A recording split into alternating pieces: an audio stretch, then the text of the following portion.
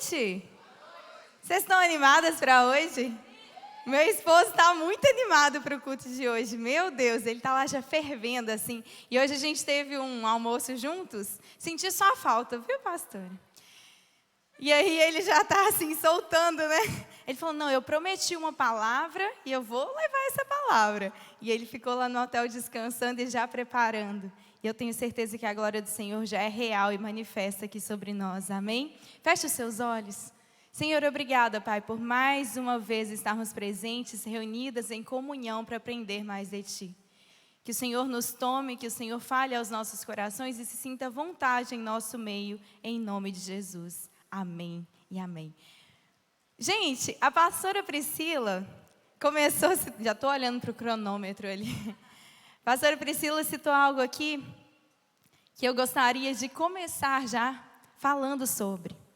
O poder que nós temos da nossa boca quando nós liberamos palavras, quando nós profetizamos. Eu gostaria de ensinar algo para vocês que eu faço, porque a palavra do Senhor ela é viva, ela é eficaz, ela é penetrante. E essa palavra viva, ela para estar viva dentro de nós, a gente precisa de liberar, de acreditar, de confiar. E eu gostaria que vocês abrissem comigo o Salmo 121, por favor. E nós vamos, em uma só voz, declarar isso. Como? Nós vamos colocar tudo que está escrito em primeira pessoa. Nós vamos declarar para nós. Amém? Vamos lá. Levantarei os meus olhos. Vamos lá, 1, 2, 3. Levantarei os meus olhos para os montes, de onde vem o meu socorro. O meu socorro vem do Senhor, que fez o céu e a terra.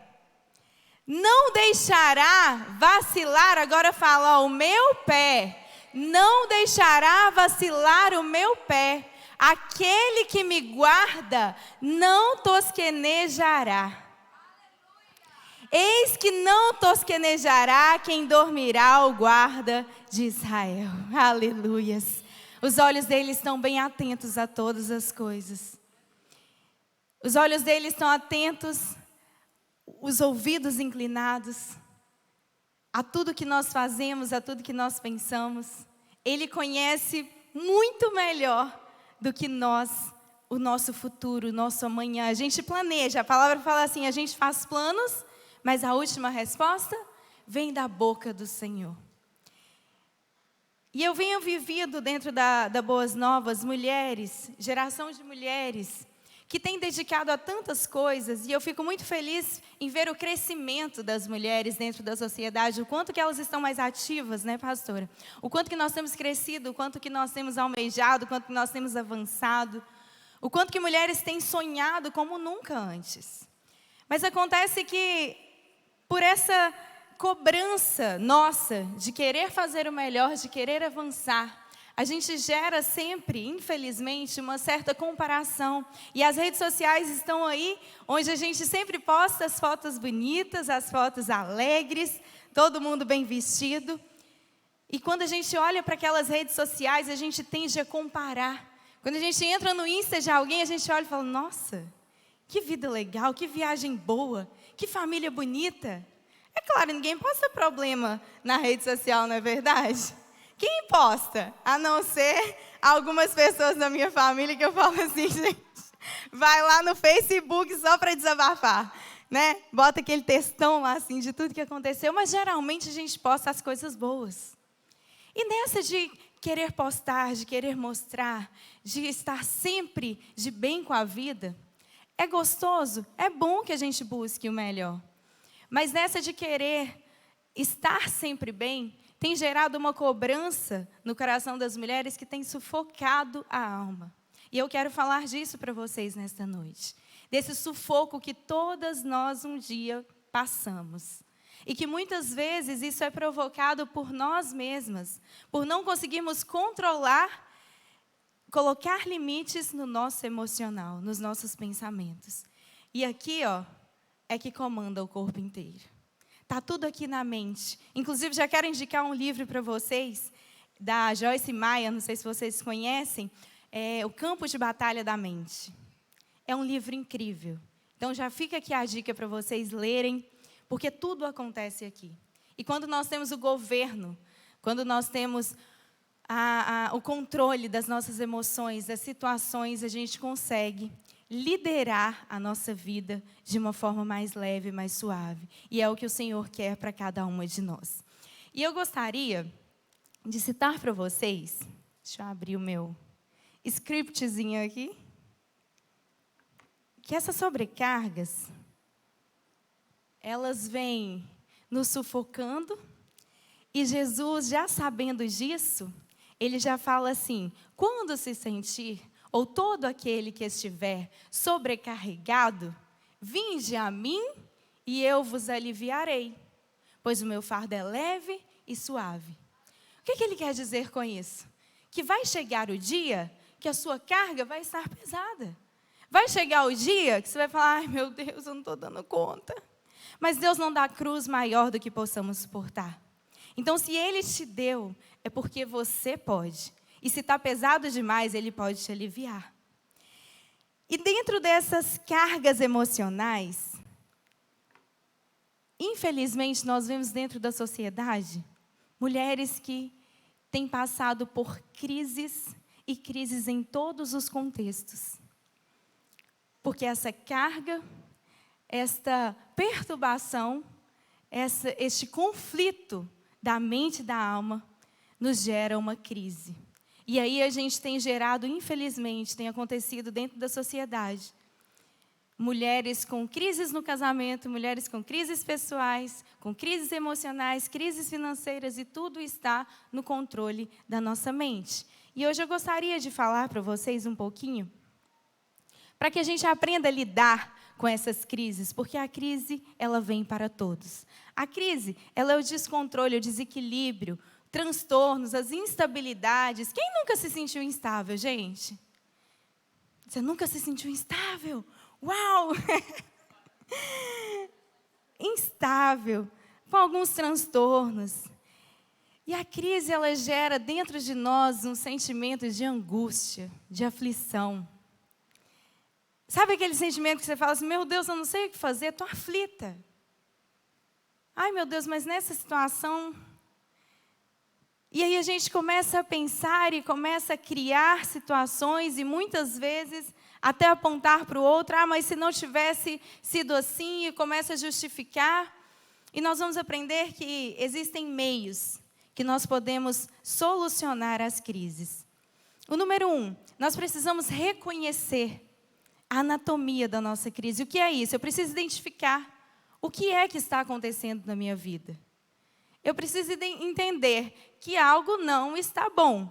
Espera, eu estou passando por isso, tem alguma coisa fora do contexto, tem algo que não está batendo, tem algo que está fora do comum, não está dentro da minha realidade, e eu preciso melhorar, eu preciso buscar uma mudança. Então, eu preciso primeiro reconhecer a anatomia dessa crise. É como eu estou, onde eu estou.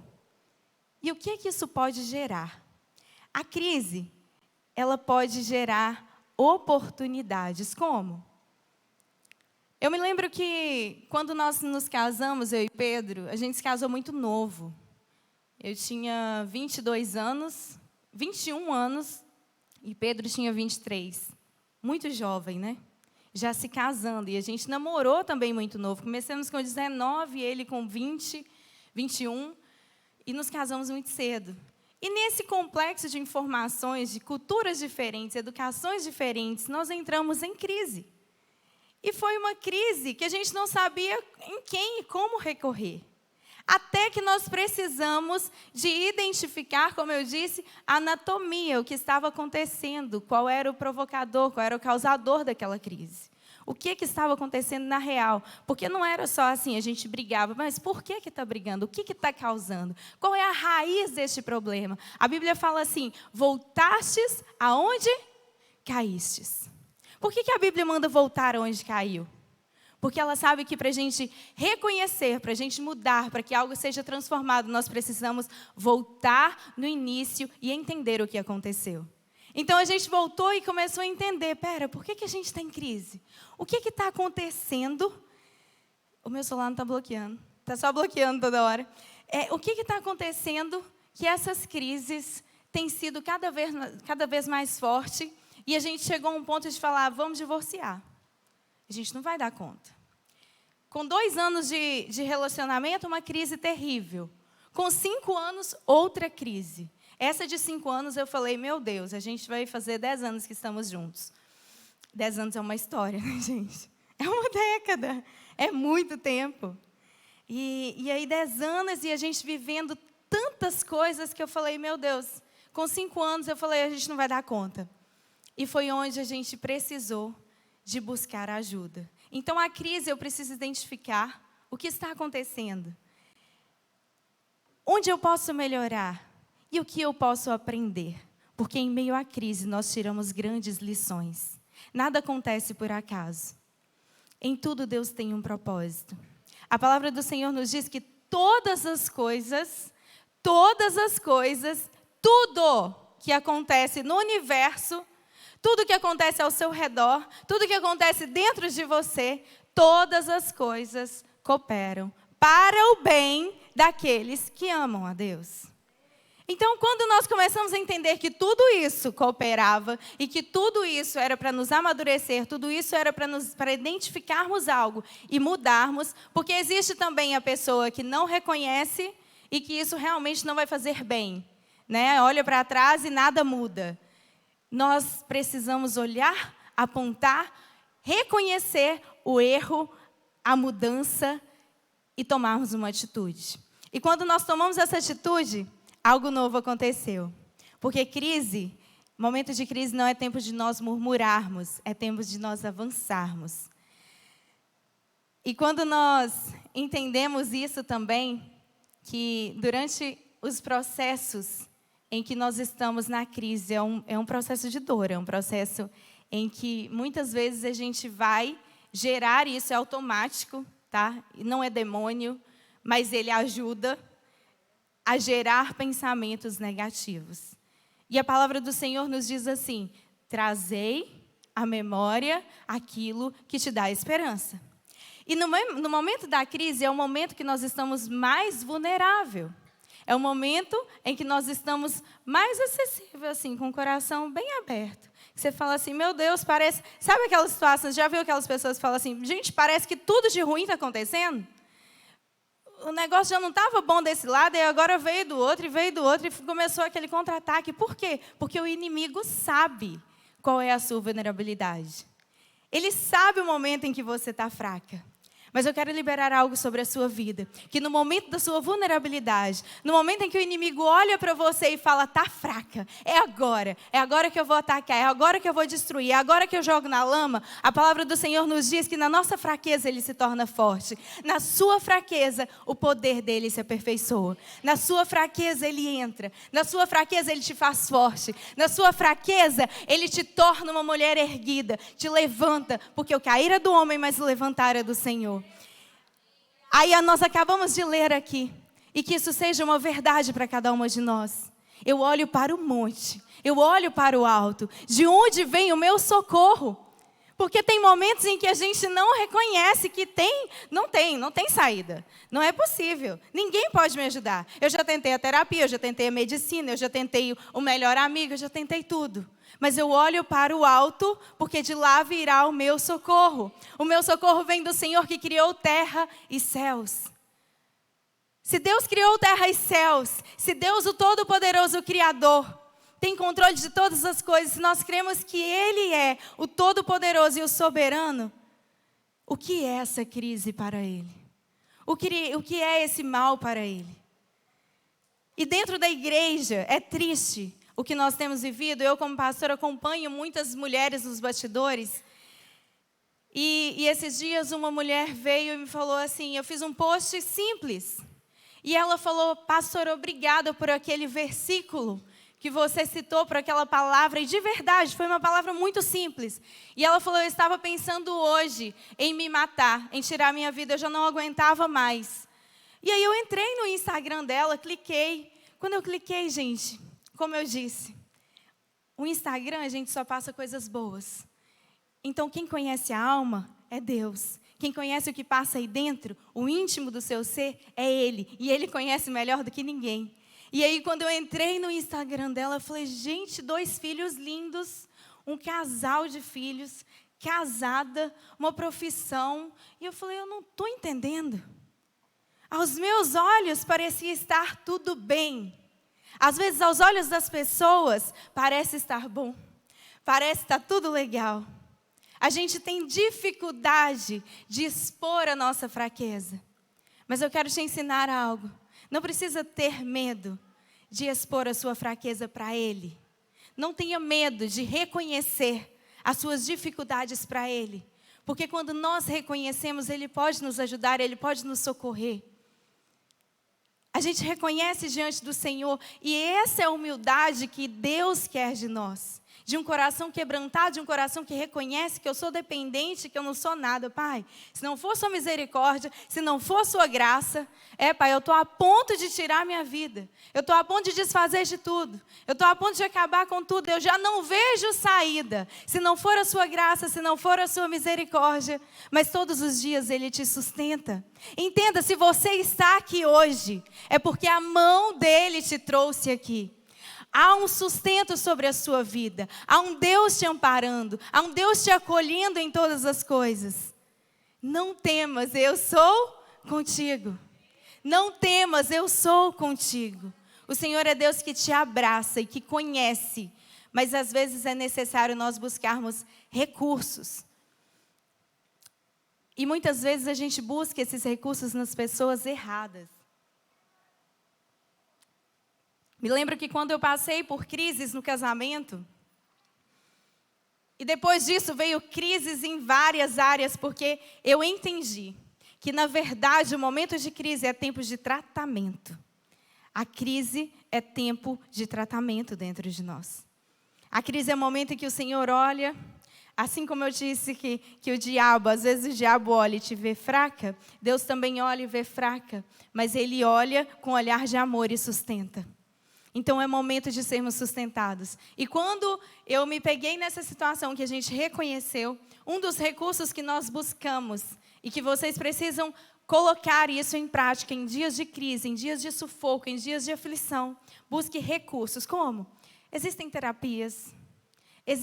Fale, libere a palavra, tira de dentro do seu coração. Não fica sufocada. Pastor, eu não gosto de ficar demonstrando que eu sou fraca. Eu não gosto de ficar falando porque já são tantos problemas. Lá dentro de casa eu vejo assim a minha mãe. Teve um dia que ela entrou assim numa crise que eu nunca tinha visto, que ela me ligou chorando e isso nunca tinha acontecido. E ela falou, eu não aguento mais, estou com vontade de sumir. Eu falei, gente, a minha mãe falando isso. Eu entendi que a alma dela estava gritando, porque ela nunca reagiu assim. A minha mãe nunca chorou na frente de ninguém. Ela sempre demonstrou ser muito forte, porque era tanto problema na família, e ela sempre sendo o suporte, sempre sendo a força, sempre sorrindo, sempre brincando, sempre alegre, que ela nunca demonstrava. E aí chegou um ponto que eu vi que havia um sufoco dentro da alma dela. Não espere se sufocar. Libere essas palavras. Vai para o seu quarto, ora. Pastora, mas eu ainda preciso de alguém para me aconselhar. Busca na pastora, busca no pastor, busca na terapia. Procure um recurso que vai te ajudar, que vai solucionar. Mas em nome de Jesus, não fique guardando. Não fique querendo ser a perfeita do seu lar, a perfeita da sociedade, a perfeita dentre as amigas. Ah, não, porque eu sou aquela que ouve, eu só ouço. Eu gosto de ouvir tudo que todo mundo fala. E aí você vai só absorvendo. Só que você esquece que você também tem essa necessidade de colocar para fora. O que muitas vezes pode estar te sufocando. Que você busque recursos. Mas que isso não seja um motivo para te fazer parar. Nada vai te parar. Nada vai te parar. Não vai ser crise, não vai ser ansiedade. Porque a crise ela vai gerando ansiedade dentro da gente. Vai te deixando irritada, vai te sufocando. E as coisas vão perdendo sentido. Quem já nunca sentiu isso na vida? A gente fala assim, meu Deus, está tudo bem. Está tudo acontecendo, eu tenho filhos, eu tenho emprego, como essa mulher que eu contei para vocês, que me mandou mensagem. Estava tudo bem. aos nossos olhos. Mas dentro dela havia um buraco. Dentro dela havia um vazio. E aquela palavra, que aos meus olhos não tinha sido nada demais, preencheu aquele vazio e trouxe vida. Por isso a importância de nós declararmos, como a pastora Priscila citou aqui, declararmos palavras. Declare palavras, se posicione. É tempo de nos erguermos, de acreditarmos, de declararmos isso com fé. O problema muitas vezes das cristãs, que se dizem cristãs, porque existe vários tipos de cristãos, né? Jesus, ele caminhava com uma multidão e ele tinha os seus discípulos. Então existe a multidão, que é aquele que segue, que observa, que até faz e que está em busca de algo. Mas o discípulo, ele quer a intimidade. O discípulo, ele quer sentar à mesa. O discípulo, ele quer ter comunhão. O discípulo, ele quer estar perto. O discípulo, ele está com o coração aberto a aprender com o Mestre. Que sejamos discípulas do Mestre. Que sejamos discípulos do Senhor. A aprender de fato. E quando nós aprendemos, a gente não guarda só para nós. Quando nós aprendemos, dentro de nós é gerada uma vida em que o mundo lá fora reconhece essa vida em nós. Reconhece esse resplendor em nós. Quando a Bíblia fala assim que nós somos o sal dessa terra e a luz deste mundo, é porque nós somos chamadas para fazer a diferença. Você, mulher, Deus já plantou algo dentro de você. A vida dentro de você. E essa vida que Ele plantou dentro de você, Ele te chama para fazer a diferença lá fora. Porque é muito fácil a gente ajudar quem está aqui perto, né? É muito fácil a gente ajudar só o próximo aqui. Lembra que na última pregação eu citei sobre isso? Falei, gente, é lindo nós sermos um tipo de pessoa dentro da igreja e dentro de casa ser completamente diferente. A transformação que o Senhor tem para fazer na sua vida é para que todos os âmbitos, todas as áreas da sua vida sejam alcançadas. É para que o poder, o governo dele seja atuante sobre a sua vida. Para que o governo dele seja realmente estabelecido em todas as áreas. E isso só depende de você. De uma palavra que eu adoro usar, que a pastora Priscila usou, posicionamento. Mulheres posicionadas. Mulheres que se assumem mesmo diante do Senhor. Que falam, não, eu bato no peito, eu sou cristã. E eu vou fazer a diferença na vida das pessoas lá fora. Eu vou fazer a diferença dentro da minha família. Eu vou ser luz na minha família. Eu vou ser sal. O que o sal faz, gente? Tempera. Esses dias eu fui fazer um arroz doce lá em casa. Eu gosto de cozinha, tá? Quem não gosta de arroz doce, gente? Arroz doce, canjicão. Ontem eu fiz canjicão. E aí eu fui fazer um arroz doce e estava ensinando para uma discípula minha que estava lá. E eu falei, ô Bela, e agora a gente vem com um segredinho. Porque não é só o doce, a gente vem com uma pitada de sal. Aí ela olhou para mim e falou, sal? Ela na cozinha. Sal? Eu falei, é, porque o sal dá o sabor. O sal ajusta, sal daquele tempero, sal daquele gostinho. Por isso que nós somos chamadas para ser o sal, para fazer a diferença. O sal dá tempero ao mundo. O sal, ele traz gostinho, este gostinho de vida, este gostinho do poder do Senhor que está dentro de nós, é o que o mundo espera de nós. Chega de vivermos só dentro de 4 paredes, chega de vivermos limitadas a templos. Deus não habita em tendas nem em templos feitos por mãos. Nós somos agora a morada do Altíssimo.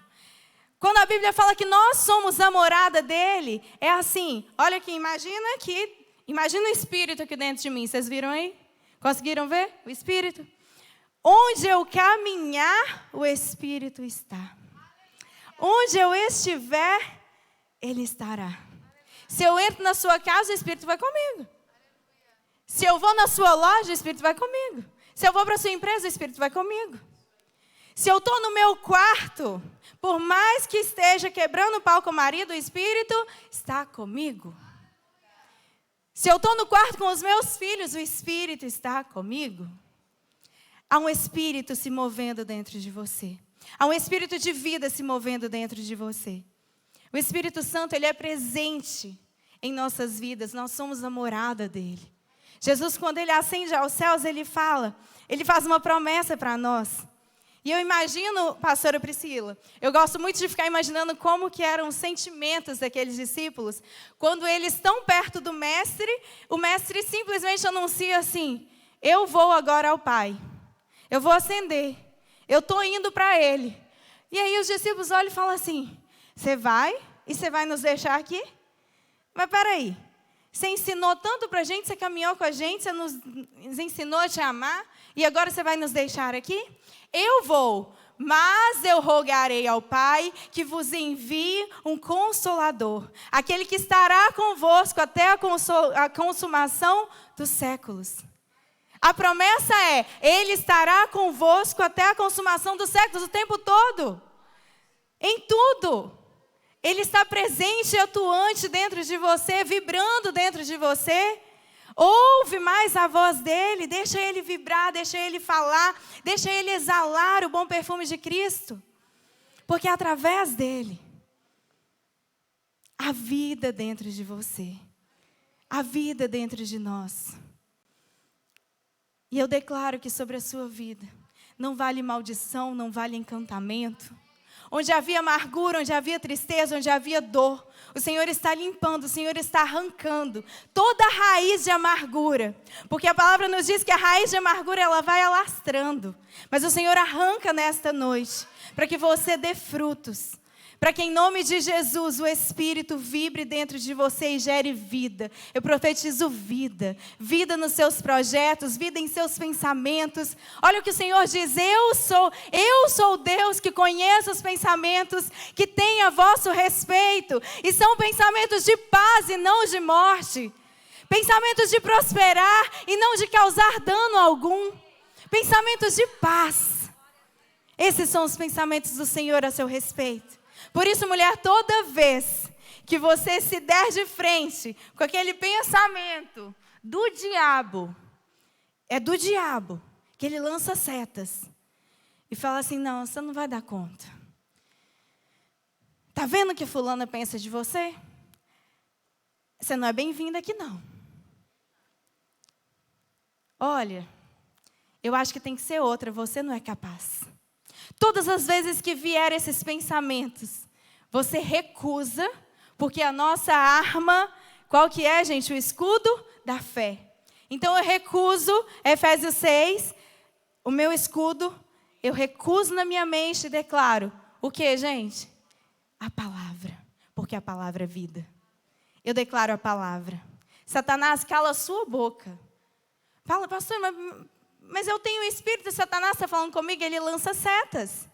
A Bíblia fala, em Efésios 6, inclusive, para nós nos prepararmos, nos armarmos, né, nos vestirmos da armadura de Deus, para que possamos estar firmes contra as astutas e as ciladas do maligno.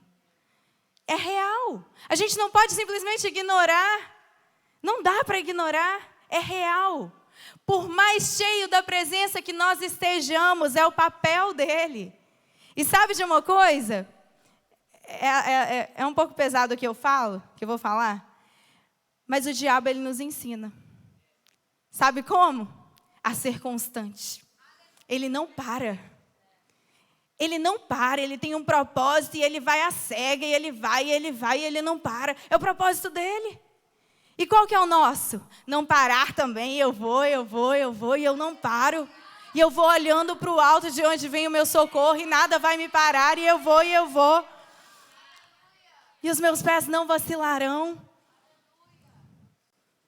Eu olho para o monte, o meu socorro vem do Senhor. Oh, há refúgio do Senhor para você nessa noite. A força do Senhor para você. Eu vejo o Senhor restaurando a força de muitas aqui. Você que entrou aqui e muitas vezes não fala, bota esse sorrisão no rosto, mas só você sabe como que tá. Só você sabe como é dentro de 4 paredes. Quando deita a cabecinha no travesseiro e fala, eu só quero dormir. Eu só preciso agora mais um dia amanhã. Chega de falar, é mais um dia. Não é assim, obrigada, Senhor, por este dia. E louvado seja o seu nome, porque eu vou ter a oportunidade de viver um outro dia em sua presença. De viver um outro dia com a sua presença. A graça do Senhor está sobre nós.